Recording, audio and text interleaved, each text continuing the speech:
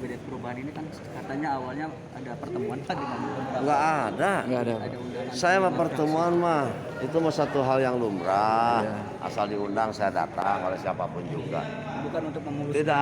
Tidak ada punten kecuali waktu itu yang kita bahas yang agak menjadi, tapi bukan pokok. Itu terkait dengan PDAU. Katanya ada usulan mau dipansuskan, saya bilang mau dipansuskan mangga. Tapi kalau itu boleh diizinkan, saya mohon saya itu nggak beres. Pak, terkait sorotan dari Mendagri tentang Kuningan termiskin kelima di Jawa Barat. Bukan kelima ya. Sebetulnya masing-masing daerah punya masalah yang sama. Nah, hanya memang tingkat kemiskinan ekstrim ada di 5 daerah.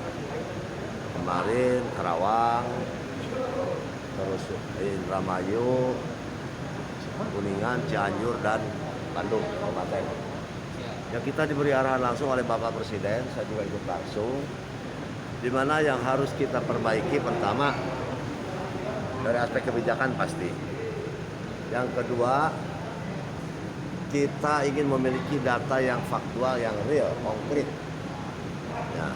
Dan data ini harus disadari bahwa data ini data yang sangat dinamis. Kalau hari ini kita biasa, besok bisa terjadi miskin. Kalau suatu saat, kalau hari ini kita terkategori miskin, besok kita bisa menjadi tidak miskin. Itu kan bisa terjadi. Maka hari ini pun saya akan menindaklanjut. Pukul 1 ini saya akan rapat ya, dengan dinas terkait untuk mengevaluasi kebijakan-kebijakan yang harus kita robah untuk kedepannya bisa menunjang penuntasan kemiskinan ekstrim. Dan saya sepakat diingatkan oleh Pak Wakil Presiden, Pak Wapres, dan Pak Menteri Dalam Negeri, juga Menteri Perekonomian serta Permendes, bahwa target percepatan untuk pengentasan kemiskinan dengan istilah kemiskinan ekstrim itu insya Allah harus ada perubahan yang signifikan di tahun 2024 sampai tahun 2024. Bahkan saya bertekad dalam sisa tahun anggaran yang berjalan, 1 tahun anggaran yang berjalan sampai Desember, paling tidak ya, angka kemiskinan ekstrim 6,3% di Kuningan bisa kita tekan, bisa kita perkecil. Dan insya Allah karena rencana Pak Wapres pun persoalan ini akan ditangani secara geroyokan dan semuanya akan tersentral. Pak, ada 69.000 jiwa di Ya itu, Kuningan. jadi kan gini, angka kemiskinan Kuningan, angka kemiskinan pada umumnya itu di kisaran 12, nah, angka kemiskinan ekstrimnya itu di 6, jadi ya kisaran, kalau itu angka kemiskinan di Kuningan masih di kisaran 130 ribuan, ya setengahnya atau 40%-nya kategori miskin ekstrim, kemiskinan ekstrim. Kategori kemiskinan ekstrim itu mungkin juga ini kan bisa kita bagi, dikategorikan, dikelompokkan. Misalnya orang-orang tua, jompo dan lain sebagainya yang memang sudah tidak mungkin berdaya, bahkan diberdayakan juga tidak mungkin, dan tidak ada jaminan dari keluarga misalnya, itu kategorinya miskin ekstrim yang harus kita itu. Dan miskin ekstrim itu kategori apabila yang bersangkutan miskin tidak mungkin bisa ada perubahan untuk menjadi miskin biasa atau apalagi menjadi sejahtera. Nah itu. Jadi kuncinya penekanannya jelas sekali dari Pak Wapres, data harus akurat.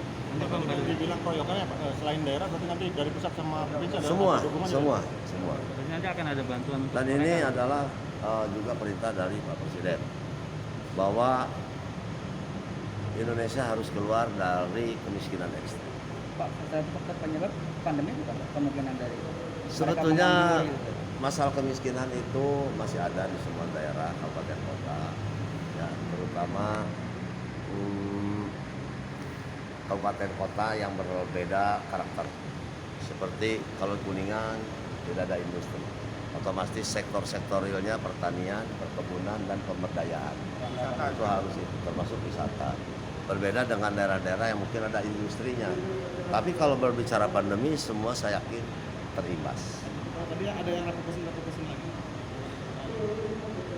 Kita hanya menyesuaikan di mana refocusing mungkin tidak ada, tapi yang kita pikirkan adalah adanya pengurangan-pengurangan karena ketidaktercapaiannya alokasi anggaran baik dari terutama dari provinsi. Saya menyadari bahwa pendapatan asli daerah di masing-masing daerah itu pasti berkurang, termasuk Kuningan, termasuk provinsi. Apa yang dikurangi, Pak? Apa aja anggaran-anggaran yang semua diserahkan kepada kami. Apabila Kuningan ada pengurangan bantuan atau dana transfer dari provinsi, ya, dari bagi hasil, dana bantuan keuangan, termasuk dari pusat tugas perbantuan, yang sudah di-float sekian persen dengan nilai sekian, penyesuaiannya diserahkan kepada kami. untuk PAD Pak, berapa persen Pak kurangnya Pak? Kalau untuk PAD di Kabupaten Kuningan, kalau saya melihat perangkaan kecil ya. Alhamdulillah, hanya di sektor pajak kendaraan bermotor yang menurun, di sektor BBNKB, di sektor kalau PBB mulus.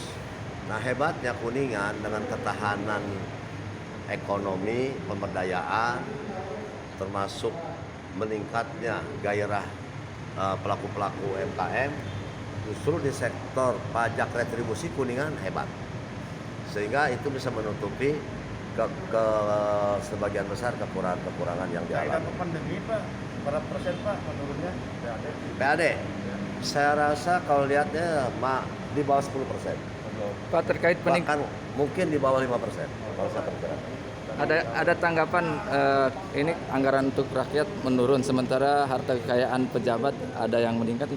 Saya rasa masalah kekayaan pejabat mungkin itu mengena pada diri saya. Ada dua jenis pelaporan yang saya laporkan atau juga mungkin itu. Ada harga perolehan, ada harga kekinian, itu jawaban. Dulu saya membeli tanah 1 juta. Dulu 10 tahun yang lalu. Sekarang nilainya menjadi 4-5 kali lipat, itu bisa terjadi. Terkait ini Pak, penemuan bayi yang kemarin tuh Pak, tanggapannya Apa? penemuan mayat bayi Pak. Ya, saya sangat yang prihatin ya. Kalau masih ada perilaku-perilaku masyarakat seperti itu, maka pada saat yang berbagi ini saya menghimbau pada siapapun. Marilah, apa yang kita perbuat itu harus kita pertanggungjawabkan. Jadi tidak usah sudah berdosa lebih berdosa lagi. dibuang ya Pak. Ya. Anggaran tadi yang dikurangi, bunda menyapa juga dikurangi Pak? Apa? Anggaran bunda menyapa atau seperti lain? Untuk anggaran-anggaran yang sudah terrealisasi tidak mungkin kita kurangi, yang sudah berjalan. Yang masih dalam perencanaan, yang masih mungkin belum 100%, itu baru yang akan kita kurangi. Kalau yang udah Kalau roti lauk pasti ada. Ya.